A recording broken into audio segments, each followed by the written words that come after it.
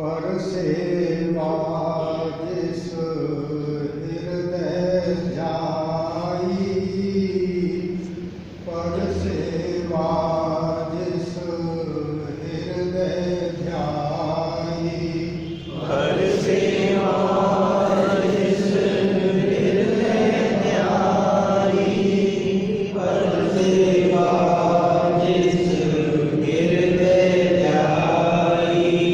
राम रतन सोई जन पाई, राम रतन सोई जन पाई, राम रतन सोई जन पाई, राम रतन सोई जन पाई। सबके संकट हरने हारा, सबके संकट हरने हारा, सबके संकट हरने हारा, सबके संकट हरने हारा। एक परमेश्वर करो विचारा, एक परमेश्वर करो विचारा, एक परमेश्वर करो विचारा, एक परमेश्वर करो विचारा। जो तू साहब से मेला चाहे, जो तू साहब से मेला चाहे, जो तू साहब से मेरा चाहे, जो तू साहब से मेरा चाहे। साहब की करनी हृदय ध्याए, साहब की करनी हृदय ध्याए, साहब की करनी हृदय ध्याए, साहब की करनी हृदय ध्याए। पर सेवा निज फर्ज पहचानी, पर सेवा निज फर्ज पहचानी, पर सेवा निज फर्ज पहचानी, पर सेवा निज फर्ज पहचानी। गरज त्याग भरम की खानी, गरज त्याग भरम की खानी, गरज त्याग परम की खानी, गरज त्याग परम की खानी। ज्यों ज्यों से वे मन धीर समाए, ज्यों ज्यों से वे मन धीर समाए, ज्यों ज्यों से वे मन धीर समाए, ज्यों ज्यों से वे मन धीर समाए। सत परमेश्वर की प्रभुता पाए, सत परमेश्वर की प्रभुता पाए, सत परमेश्वर की प्रभुता पाए, सत परमेश्वर की प्रभुता पाए।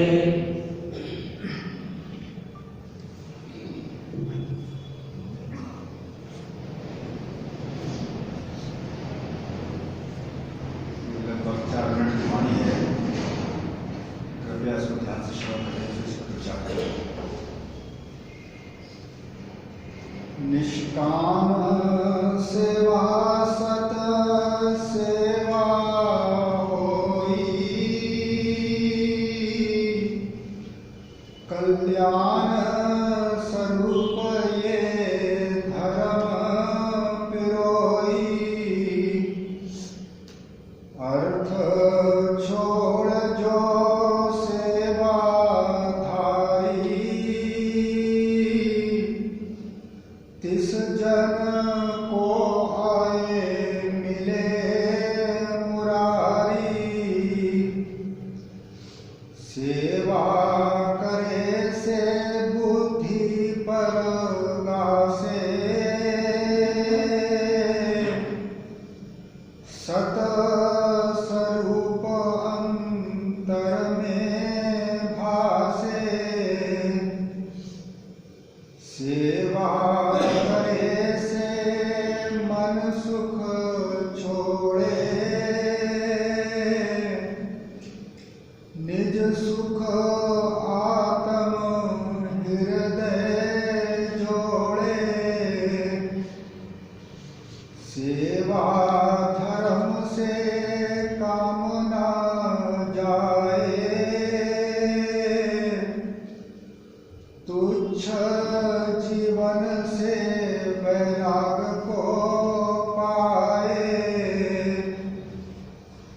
मन की त्रिखा शांत तब होई, पर उपकार जब माल परोई, अपना सुख जो मन से त्यागे, सत सेवा में सोही जन लागे, कामना सहित जो सेवा होई, तिसमें धर्म की सार नहीं कोई, मन अपने को शोधिए, विच मार्ग पर उपकार, मंगत ये ही बंदगी, भव से करे निस्तार, मन अपने को शोधिए,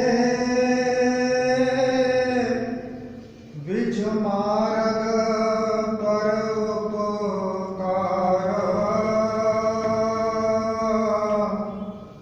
मंगत ये ही बंदगी, भव से करे निस्तार। निष्काम सेवा सत सेवा होई, कल्याण स्वरूप ये धर्म पिरोई। संसार में हम सब जानते हैं कि सेवा क्या होती है। परिवार में भी हम एक दूसरे की काफी सेवा करते हैं, माता पिता बच्चों का पालन करते हैं, उनकी सेवा करते हैं। सोसाइटी में भी हम तरह तरह की सामाजिक सेवाएं करते हैं। लेकिन आप सब जानते हैं कि इस सेवा के पीछे हमारा एक उद्देश्य होता है, या एक करुणा होती है कि दूसरे का दुख हमको दिखाई पड़ता है तो हमारा मन करता है कि किसी प्रकार से सहायता करके मैं इसका दुख दूर करूं। लेकिन जब सतमार्ग में सेवा की बात आती है तो वहां पे इस प्रकार की सामाजिक सेवा करने की बात नहीं आती है। उसके पीछे कुछ दूसरा लक्ष्य है।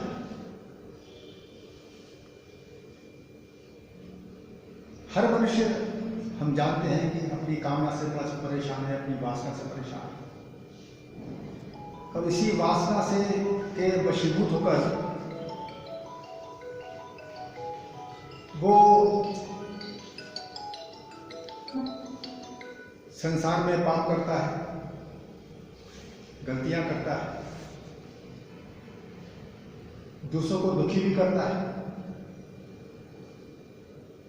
तो इस वासना रूप बीमारी से बचने के लिए या इस वासना रूपी बीमारी को खत्म करने के लिए सत्पुरुष सेवा की बात करते हैं। तो इसीलिए वो सेवा के पीछे सत शब्द का इस्तेमाल करते हैं, सत्सेवा। तो सत्सेवा भी कैसी? वो कहते हैं कि निष्काम सेवा सत सेवा हुई, कल्याण स्वरूप ये धर्म करो। वो सत सेवा भी तब कहलाती है जब वो निष्काम, उसके पीछे कोई भी किसी प्रकार की कामना न। तो वास्तव में ये निष्काम जो सेवा है ये करना इतना आसान नहीं है। ये एक स्थिति में पहुंचकर ही निष्काम सेवा हो पाती है, लेकिन उसका प्रारंभ करुणा से ही होता है। दूसरे का दुख देखकर मेरे मन में भी दुख पैदा होता है, इसको संवेदना कहते हैं। तो जब मेरे अंदर संवेदना पैदा होती है तब वास्तव में मैं सेवा सही रूप में करने में समर्थ हो पाता हूं। लेकिन जब मुझको ये पता लगता है सत्संग श्रवण करते करते, वाणी या शास्त्र पढ़ते पढ़ते, कि मेरा जो मन है, इसकी जो उपस्थिति है, इसकी जो एग्जिस्टेंस है, ये वासना के कारण ही है। मन के अंदर ही 3 प्रकार के स्वभाव हैं, सत्वगुण, रजोगुण, तमोगुण। मन के अंदर ही हजारों प्रकार की कामनाएं हैं। मन के अंदर ही तृष्णा, ईर्ष्या, द्वेष सारे मन के अंदर ही है। तो इस मन की सफाई के लिए, इस मन को निर्मल करने के लिए मुझको सेवा सिखाई। तो इसीलिए जब तक उसके पीछे निष्कामता ना हो, संसार की कोई भी कामना उसके पीछे ना हो, तभी मन इन दोषों से मुक्त हो सकता है, इन संस्कारों से मुक्त हो सकता है, इस स्वभाव से मुक्त हो सकता है। मन जब स्वभाव से मुक्त होता है तब मन ईश्वर के साथ एक हो जाता है।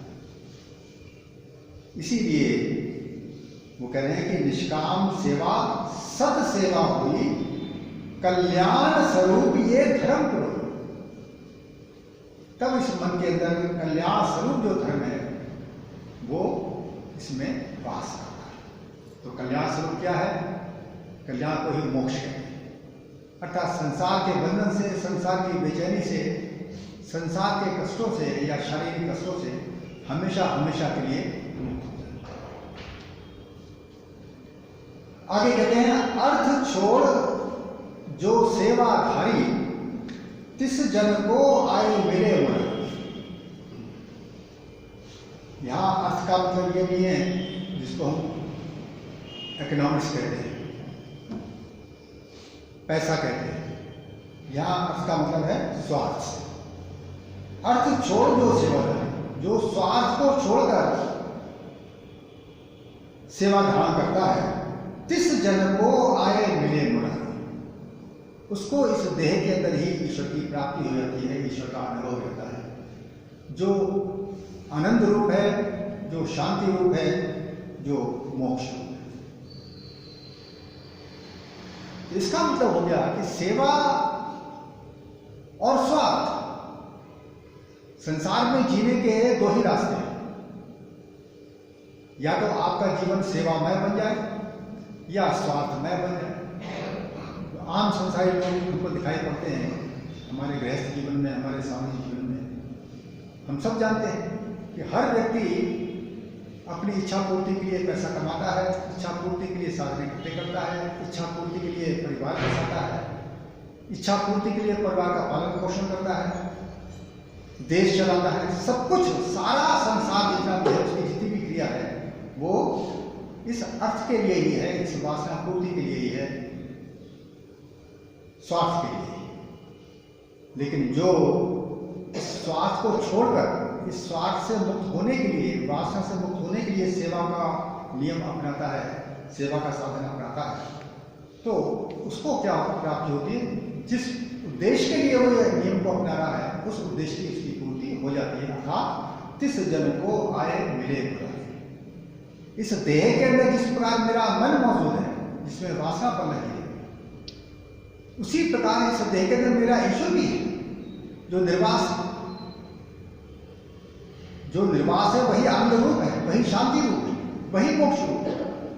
तो इसीलिए बाहर की क्रिया जो हमारी शारीरिक होती है, उसमें हमारा स्वार्थ होता है। धीरे धीरे करके इस स्वार्थ के जहर को हमें समझना होता है विवेक के द्वारा।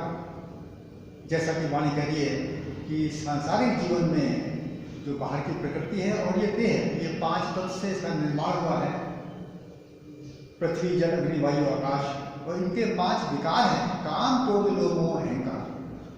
तो आपका सारा जीवन चाहे कितना भी अच्छा है, कितना भी बुरा है, सामाजिक रूप से वो 5 विकार के अंतर्गत ही है, ये आपको पता होना चाहिए। इसलिए जब तक आप ईश्वर का मार्ग नहीं पकड़ते, आप लोगों की तुलना में तो अच्छे हो सकते हैं। समाज में बड़े लोग कहते हैं ये बड़ा अच्छा आदमी है, ये बहुत बुरा आदमी है, तो सामाजिक दृष्टि से आप अच्छे बुरे हो सकते हैं, लेकिन आपका अच्छा जीवन भी विकार नहीं है, ये आपको पता नहीं। तो ये अध्यात्म विद्या ही आपको बताती है इस रहस्य को, कि समाज में अच्छा होना भी वास्तव में वो मनुष्य का पापी जीवन ही है। अंतर इतना ही है, जैसे कहते हैं कि अंधों में कान राजा, उसकी 2 फूटी हैं, मेरी एक फूटी। इसीलिए चाहे संसार में अच्छा आदमी है, चाहे बुरा आदमी है, बेचैन दोनों ही रहते हैं। बेचैनी से दोनों से कोई मुक्त नहीं हो सकता। कम ज्यादा का अंतर तो हो सकता है, लेकिन मुक्त कोई नहीं हो सकता। इसलिए तीसरा रास्ता है निष्काम, ईश्वर प्राप्ति करना, ईश्वर देह के अंदर उसका दर्शन करने की कोशिश करना। तो आगे कहते हैं, सेवा करे से बुद्धि परगा से सत्स्वरूप अंतर में भासे। सेवा करने से बुद्धि के अंदर प्रकाश होता है। ये कौन सा प्रकाश है? बुद्धि प्रकाशित हो जाती है। बुद्धि किसे कहते हैं? जो निर्णय करते हैं। महाराज जी ने बुद्धि को जीव भी कहा। जब बुद्धि को हम जीव कहते हैं, तो वो जब जीव है वो जानता भी है और निर्णय भी करता है। चाहे हम उसको केवल बुद्धि कहें, चाहे उसको हम केवल जीव कहें। तो बुद्धि का प्रकाश क्या है? बुद्धि निर्णय भी कर रही है, बुद्धि जान भी रही है। जो सिमरन करते हैं वो अच्छी तरह से जानते हैं कि सिमरन में कौन बाधक बन रहा है। सिमरन में मेरा मन बाधक बनता है, उसके अंदर संसार के संकल्प उठते हैं, संसार की वासनाएं उठती हैं, उनकी तरंगें उठती हैं, काम याद आते हैं, परेशानियां याद आती हैं। और जो प्रभु का प्रेम से मैं याद करने बैठा था प्रभु की, उसमें बाधा पहुंची, उसकी मैं प्रेम से याद कर नहीं पाता। तो कहते हैं कि सेवा करने से बुद्धि के अंदर प्रकाश होता है। तो प्रकाश कौन सा होता है? कि जो मलिन संस्कार वासना के इच्छाओं के मन के अंदर पल रहे हैं, वो धीरे धीरे कमजोर पड़ जाते हैं। जितना जितना आपका स्वार्थ का जीवन होता है वो वासना आधारित जीवन ही है, और जितना जितना परमार्थ का जीवन होता है वो वासना से निवृत्ति का रास्ता है। इसीलिए जो व्यक्ति ईश्वर प्राप्ति के लिए सेवा को अपनाता है, उसकी सेवा में निष्कामता होती है। वो कोई कामना पूर्ति के लिए सेवा नहीं करता, मन के मैल को धोने के लिए सेवा करता है, उसका लक्ष्य होता है। इसीलिए सेवा करते हुए भी, अर्थात देह से सांसारिक कर्म करते हुए भी, उसके अंदर प्रभु की याद बनी रहती है, उसको अपने लक्ष्य की याद बनी रहती है। इसीलिए वो अलर्ट रहता है, हर प्रकार की वासना से बचने की कोशिश करता है, और विवेक के द्वारा इस वासना को जहर समान समझता है। वो जानता है कि ईश्वर इस देह के अंदर मौजूद है, उसी प्रकार मौजूद है जिस प्रकार मेरा मन इस देह के अंदर मौजूद है। मन के कारण मैं परेशान रहता हूं और प्रभु के कारण मैं आनंदित होता हूं, यदि अंदर प्रभु का कुछ भी हो सकता हो। तो इसीलिए सेवा करे से बुद्धि प्रगासे, सतस्वरूप अंतर में भासे। सतस्वरूप का अर्थात ईश्वर का अनुभव इस देह के अंदर उसको होने लगा। तो बुद्धि में प्रकाशक क्या हुआ? अर्थात बुद्धि मन के मैल से धीरे धीरे मुक्त होने लगती है। मन के अंदर स्वभाव बदलता है ना, तो तमोगुणी स्वभाव रजोगुण में बदलता है, रजोगुणी स्वभाव सतोगुण में बदलता है। तो आपके कर्म शुद्ध होने लगते हैं, आपकी इच्छाएं शुद्ध होने लगती हैं, और जब निष्काम सेवा करते हैं तो धीरे धीरे मन के कारण जो बुद्धि बेचैन रहती थी, मन के कारण जो बुद्धि में चंचलता थी, वो धीरे धीरे बुद्धि स्थिर होने लगती है और प्रभु के साथ अंदर वो सिमरन में एक होने लगती है। उस बुद्धि को प्रभु का याद बड़े प्रेम से आती है, बड़े प्रेम से अंदर भजन करने को सफल करता है। तब कहते हैं कि सेवा करे से मन सुख छोड़े, निज सुख आत्म हृदय। इसका आगे क्या विकास होता है कि मन जो है संसारिक सुख को ही छोड़ने लगता है। उसकी संसारिक रुचि, खाने पीने में, पहनने में रुचि नहीं रहे। साधारण व्यक्ति देखिए कि पहनने में कितनी रुचि होती है।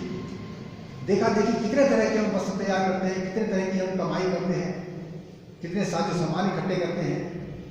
तो इनमें हम सुख महसूस करते हैं, सुख का लक्ष्य बनाते हैं, और हमारी बुद्धि का निर्णय होता है कि जितने ज्यादा सुख भोग होगा उतना ही मेरा जीवन सफल होगा।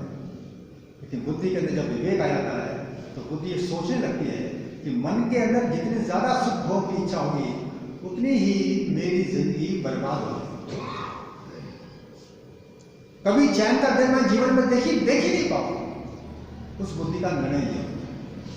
इसलिए इस सेवा करने से क्या होता है? अर्थात बुद्धि सेवा निष्काम सेवा, कि मन सुख छोड़े, मन सुख को ही छोड़ने लगता है।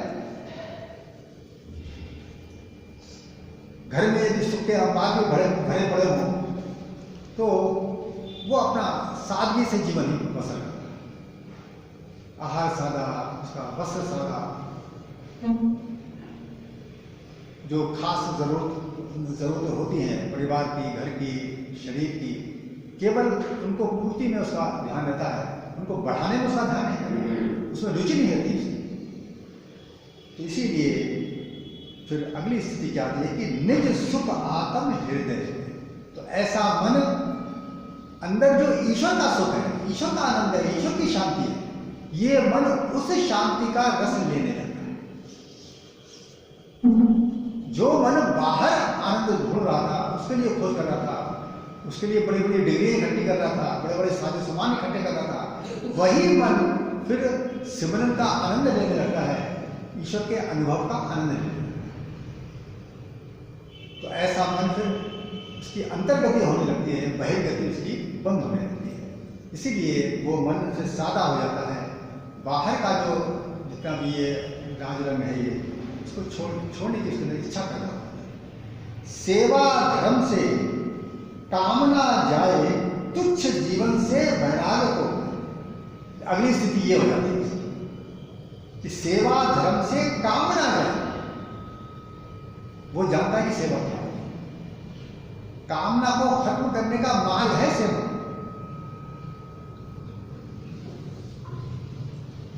तुच्छ जीवन से वैराग हो पाए।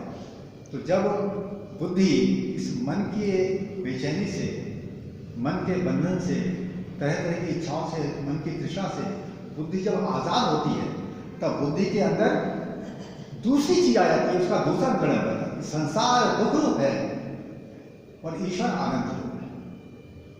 ये जीव का निर्णय हो जाता है, जो शास्त्र ऑलरेडी कह रहे हैं, सुखिया कोई ना देखया, जो आया इस संसार, जो देखा सो दुखिया, नित दुखता करे विचार, तृष्णा लागी अग्नि, रोए कुल संसार। ये वाणी कहते हैं। हमको ये बात समझ में नहीं आती, हमारे मन कभी एक्सेप्ट नहीं करेगा इसका, क्योंकि वाणी ठीक है। जिस दिन बुद्धि में ये वासना का बुखार बुद्धि का उतरेगा, उस दिन ये बात समझ में आती है कि वास्तव में संसार में बेचैनी के अलावा है कुछ भी नहीं, और जिसका अंत जो है जीवन का मौत है, परम। इसीलिए ये तुच्छ जीवन समझने लगता है, संसार का जीवन ये तुच्छ जीवन है।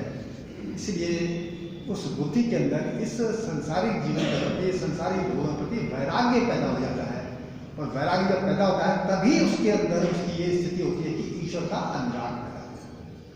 ये दोनों चीजें एक साथ होती हैं, संसार से वैराग्य, प्रभु से अनुराग, ये धीरे धीरे उसका बढ़ता है। मन की त्रिखा शांत तब होई, पर उपकार जब मान हो। तो धीरे धीरे उसकी मन की जो तृष्णा है, प्यास है भोगों की, शांत होने लगती है। और ये कब शांत होती है? जब उसके जीवन में संसारिक दृष्टि से देखें या संसारिक कर्म की दृष्टि से देखें तो उसका मन एक ही करता है कि मैं किसी का क्या दुख दूर कर सकता हूं। उसको दूसरे के मन का दुख दिखाई पड़ने लगता है, तो देखता है कि हर व्यक्ति बेचैन है। ये चाहे विचार से, चाहे किसी की मदद से, तरह तरह का वो उपकार करता है, और दूसरे का दुख अपनी सामर्थ्य के अंदर रहते हुए दूर करने की कोशिश करता है। उस व्यक्ति के अंदर वैराग्य भी है, प्रभु का अनुराग भी है, और जो संसार में भोग की तृष्णा थी उसकी जगह उसके अंदर एक ही प्यास है कि ये शरीर किसी का दुख दूर करने में, किसी का उपकार करने में काम आ जाए, तब मेरा प्रभु खुश होगा। अपना सुख जो मन से त्यागी, सत्सेवा में सोही। अपना सुख जो मन से त्यागे, सत्सेवा में सोही जन लागे। याद रखिए, जो अपने सुख को मन से त्याग करने की कोशिश करता है, अर्थात संसार के भोगों में वो खुश होता ही नहीं है, उसका स्वभाव ऐसा होता है। वो केवल प्रभु के अनुराग में और परोपकार में ही खुश होता है, उसको उसमें तसल्ली मिलती है। जैसा कि सारे सत्पुरुषों का हम जीवन देखते हैं कि वो जो भी सत्पुरुष संसार में आया है उसका जीवन परोपकारी ही होता है। कामना सहित जो सेवा हुई, तिसमें धर्म की सार नहीं। सारा संसार कामना धारण करके मंदिरों में जाता है, मस्जिदों में जाता है, गुरुद्वारों में जाता है, कोई ना कोई कामना रख के जाता है। ईश्वर से एक ही आशा करता है कि ईश्वर मेरा दूर कर देगा, मेरा काम कर देगा। सारी दर्शन भेटी इसी वास्तव में उसका निर्णय वाणी कर रही है कि कामना सहित जो सेवा हुई, तिसमें धर्म की सार नहीं कोई। धर्म उसको कहते हैं जो आपको ईश्वर से जोड़ता है। तो जब कामना पूर्ति के लिए ईश्वर याद आ रहा है तो ईश्वर से आपका दिल कैसे जोड़ सकता है? मन में कामना ही पलेगी आपके, और बुद्धि उस मन के वशीभूत होकर ईश्वर सिमरन में बार बार फैले। इसलिए निष्काम जिसका मन होता है उसी की बुद्धि जो है ईश्वर के साथ अंतर एक होती है। तो अंतिम करें, मन अपने को सो दिए, विच मार्ग पर उपकार, मंगत यही बंदगी, भव से करे निस्तार।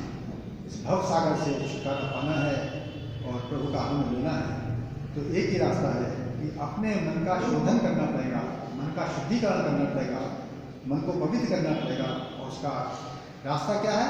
विच मार्ग पर, दूसरे का कष्ट निवारण करने की कोशिश करें, दूसरे का दुख निवारण करने की कोशिश करें, तब जाकर ये मन जो है वो वासना रूपी जहर का धीरे धीरे त्याग करेगा। तब हमको जो अमृत रूपी प्रभु का रस है वो प्राप्त होगा और मेरा जीवन सफल होगा। ओम।